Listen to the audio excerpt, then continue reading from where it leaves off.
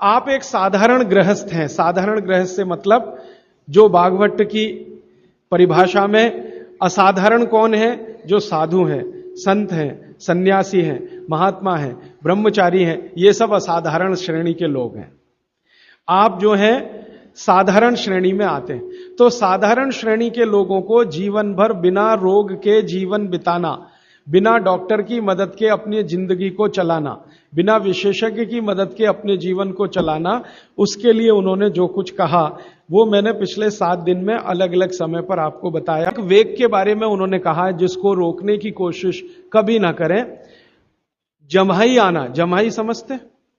मुंह खोलकर आप जम्हाई लें। वो कहते हैं कि ये जो जम्हाई आने का समय है इसको कभी भी रोके नहीं, ये कभी भी आएगी। ये कब आती है? जब भी आपके, अब मैं आपका आधुनिक विज्ञान इसमें जोड़ रहा हूं। भागवत जी ने जो कहा वो आपको देर में समझ में आएगा, आधुनिक विज्ञान जल्दी समझ में आ जाएगा। ब्लड में ऑक्सीजन की मात्रा जब भी कम हो जाएगी, जम्हाई जरूर आएगी एक्स्ट्रा ऑक्सीजन लेने के लिए। मुंह खोलकर आप जो है जम्हाई लेंगे तो ये एक्स्ट्रा ऑक्सीजन जाने के लिए है। तो वो कहते हैं कि जम्हाई को कभी ना रोकें। ये जो हम कर लेते हैं ना, शर्म आने के लिए जबरदस्ती मुंह बंद करके जम्हाई लेने की कोशिश करते हैं, बहुत खतरनाक। कभी मत करिए, मुंह खोलिए पूरा, क्योंकि आपके शरीर का आपको आदेश आ रहा है। मुंह खोलिए, भरपूर हवा अंदर भरिए तो ही अच्छा है। और बच्चों को भी वैसे ही सिखाइए। इसमें कोई शर्म करने की बात नहीं है, क्योंकि यह प्रकृति की क्रिया है, शरीर को दुरुस्त रखने के लिए है। जम्हाई जरूर लीजिए। और कई बार हम हाथ रख लेते हैं मुंह पे, यह बहुत ही खराब है, क्योंकि वायु को जाने से आप रोक रहे हैं। वो जम्हाई आ रही है ज्यादा ऑक्सीजन के लिए, शरीर में शुद्ध वायु ज्यादा जाए, इसके लिए जम्हाई आ रही है, और आपने मुंह पे हाथ रख लिया और फिर जम्हाई ले रहे हैं। यह बहुत खराब, कभी मत करिए। मुंह खोलकर जम्हाई लीजिए।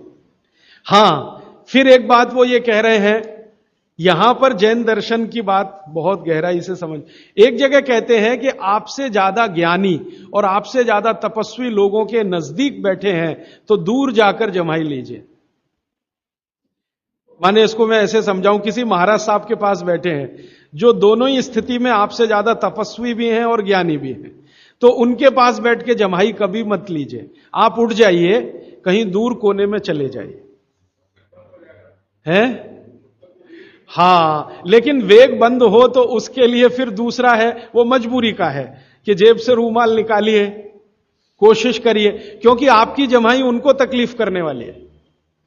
आप जब, ये तो आप जानते हैं प्रकृति का नियम है कि जितनी ऑक्सीजन लेंगे उतनी कार्बन डाइऑक्साइड तो निकलेगी, नहीं तो स्पेस बनेगा नहीं ऑक्सीजन के लिए। तो आपकी जो कचरा वायु है वो महाराज जी को क्यों दे रहे हैं? क्योंकि आपकी कार्बन डाइऑक्साइड महाराज जी की तुलना में बहुत कचरा है, क्योंकि सब तरह के कुकर्म आप करते हैं। तपस्या आपके जीवन में है नहीं ज्यादा, संयम आपके जीवन में है नहीं ज्यादा, और लोभ, लालच, मद, मोह, काम, क्रोध सब कुछ आप में भरा हुआ है, और उनका जीवन बिल्कुल इन सब कषायों से परे है। तो उनके सामने जो आप कार्बन डाइऑक्साइड निकालेंगे वो उनको तकलीफ कर दे। इसलिए वो कहते हैं कि अपने से ज्ञानी और तपस्वी लोगों के पास जब भी आप बैठे हों तो जम्हाई ना लें, दूर जाके लें।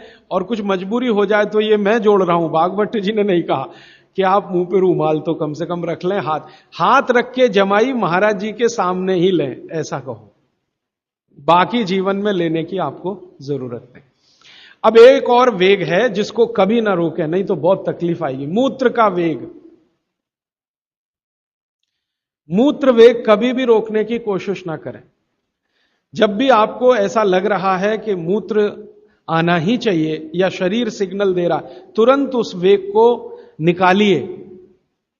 और मैं अब आपको आधुनिक विज्ञान कहता हूं। पहले भागवत जी की बात करें, वो कहते हैं कि ये मूत्र वेग को कभी भी रोकेंगे तो रक्त के सारे विकार आपके शरीर में आएंगे। रक्त के सारे विकार आपके शरीर में आएंगे। अब मैंने ये एक एक्सपेरिमेंट मेरे ऊपर कभी किया था कि मैं मूत्र का वेग रोकूं, फिर देखूं क्या होता है। तो तुरंत मैंने महसूस किया कि शरीर पे दबाव बढ़ गया, प्रेशर बढ़ गया शरीर पर, शरीर के हर हिस्से पर प्रेशर बढ़ गया। फिर मैं तो मरीज का इलाज भी करता हूं, तो बहुत मरीज मेरे पास ऐसे आते हैं जिनको पेशाब नहीं आ रही है, तो सबसे ज्यादा तड़प उनकी जिंदगी में मैंने तभी देखी है जब उनकी पेशाब रुक जाती है, मूत्र रुक जाता है। वो कहते कुछ भी करो, ये रिलीज करो, क्योंकि ये रोकना ठीक नहीं है, इसलिए मूत्र के वेग को नहीं रोकें। इसमें हर तरह से दबाव शरीर पे पड़ेगा, सब तरह की ग्रंथियों पर दबाव बढ़ेगा, रक्त पर दबाव बढ़ेगा, हर तरह से दबाव बढ़ेगा। तो मूत्र को रोकने की कभी भी कोशिश ना करें, जब आए तब जाएं। अब आपके मन में एक प्रश्न आ सकता है कि जी बार बार मूत्र आए तो, हर 10 मिनट में आए, हर आधा घंटे में आए, और 1-2 बूंद आए फिर नहीं आए, 1-2, तो आप समझिए कि कोई बीमारी के शिकार हैं आप। अगर खुलकर पूरा मूत्र आ रहा है तो कोई चिंता की बात नहीं है, लेकिन रुक रुक के आ रहा है, 2-3 बूंद आया फिर रुक गया, फिर 2-3 बूंद आया, तो आप बीमारी के शिकार हैं। तो ऐसी स्थिति में आप किसी विशेषज्ञ की मदद लें। वो जो 15% वाला हिस्सा है ना, वो ये ही है। ऐसी स्थिति में किसी विशेषज्ञ की मदद लें और वो आपको मदद कर दे मूत्र को निकालने में, तो बहुत अच्छा है। दवा की मदद से, औषधि की मदद से ये बहुत आसान है, बहुत संभव है, बहुत आसान है, बहुत संभव है। अब थोड़ा आगे बढ़ें। इसी तरह से वो कहते हैं मल का वेग कभी ना रोकें। मूत्र है, मल का वेग कभी ना रोकें। अगर आपको ऐसा लग रहा है कि टॉयलेट जाने की इच्छा है तो जरूर जाइए, सोचिए ही मत उसके बारे में। आप बोलेंगे जी कोई परिस्थिति ऐसी है, मैं ऐसा मानता हूं कि अब ऐसी कोई परिस्थिति है नहीं। ट्रेन में सभी जगह टॉयलेट रूम्स हैं, हवाई जहाज में सभी जगह टॉयलेट रूम्स हैं, आपके घर में तो है ही, यहां जहां भी बैठे हैं वहां है। हो सकता है सड़क पर चलते समय तो सरकारों ने कई जगह बनाए हैं। माने कोशिश करिए कि वो रोके नहीं उस वेग को। आप अगर है ऐसी इच्छा तो जरूर जाइए, जरूर जाइए। फिर आप कहेंगे जी फिर वही मूत्र वाली स्थिति है, बार बार टॉयलेट आती है तो भागवत जी ने कहा है कि एक दिन में 2 बार अगर आप शौच के लिए जा रहे हैं तो यह सामान्य है, नॉर्मल है, माने आपको कुछ तकलीफ नहीं है। अगर एक दिन में 2 बार आप जा रहे हैं, वो 2 बार हो सकती है आपके शरीर के हिसाब से, हो सकता है सुबह और शाम आप जाएं, कोई लोगों को सुबह और दोपहर भी हो सकती है, कोई लोगों को सुबह सुबह भी 2 बार हो सकता है ऐसी स्थिति। तो वो कहते हैं 2 बार तक तो सामान्य है। 3 बार जब आप करेंगे, 2 से 3, तो वो कहते हैं थोड़ा असामान्य है, और 3 के बाद तो जाना ही नहीं है। अगर जा रहे हैं तो कोई बीमारी है, फिर विशेषज्ञ की मदद लीजिए और उसको ठीक करें। तो मल के वेग को ना रोकें, मूत्र के वेग को ना रोकें, जमाई आ रही है तो ना रोकें, हंसी आ रही है तो ना रोकें, प्यास लग रही है तो कभी भी अपने को ना रोकें। इस तरह के उन्होंने कई वेग के बारे में कहा है। ऐसे लगभग 14 वेग हैं। मैंने कुछ बता दिए, बाकी आप चाहें तो पढ़ लेना किताब में, क्योंकि समय कम है। हर बार मुझे यही लगता है कि क्या छोड़ूं क्या बताऊं।